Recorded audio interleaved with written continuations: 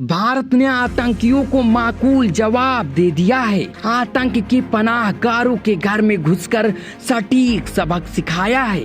भारत का लक्ष्य साफ था कि अगर छोड़ोगे तो छोड़ेंगे नहीं। इस ऑपरेशन की खास बात ये थी कि इस ऑपरेशन का नाम ऑपरेशन सिंदूर रखा गया, लेकिन इसके पीछे की कहानी क्या है वो किसी को नहीं पता। तो चलिए हम आपको बताते हैं कि आखिर इसके पीछे की पूरी कहानी क्या है। ये गवाही है हिंदुस्तान के शौर्य की, ये गवाही है भारतीय जाबाजों के पराक्रम की, ये गवाही है जवानों की शूरता की, और ये गवाही उसकी जिसने कहा था जाओ मोदी से बता देना कि पहलगाम में 22 अप्रैल को हुए कायराना हमले में महज 2 हफ्ते बाद इंतकाम की रात आई और पाकिस्तान के कई आतंकी ठिकाने और उनके आकाओं को बहा कर ले गई। याद है ना, तुमने कहा था कि जाओ मोदी से बता देना। ऑपरेशन सिंदूर ने आतंक से बची कुची जमीन को भी निस्ता नाबूद कर दिया। के दुश्मनों ने भारत की आत्मा पर हमला करने का दुस्साहस किया। मैं बहुत स्पष्ट शब्दों में कहना चाहता हूं, जिन्होंने ये हमला किया है उन आतंकियों को और इस हमले की साजिश रचने वालों को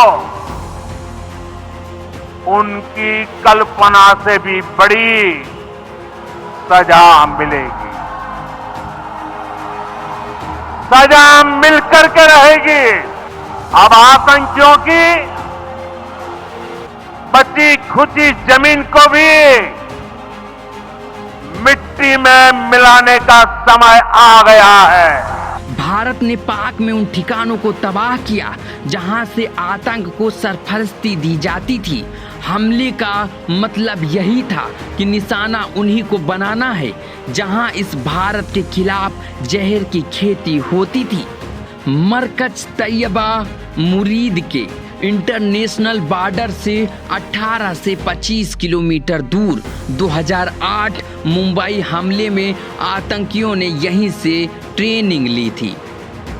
अब्बास कैंप, कोटली, एलओसी से 13 किलोमीटर दूर लश्कर ए तैयबा का ठिकाना फियादीन तैयार किए जाते थे। यहीं से बहावलपुर जैश ए मोहम्मद 30 सालों से भारत के खिलाफ रचता चला आ रहा था साजिश।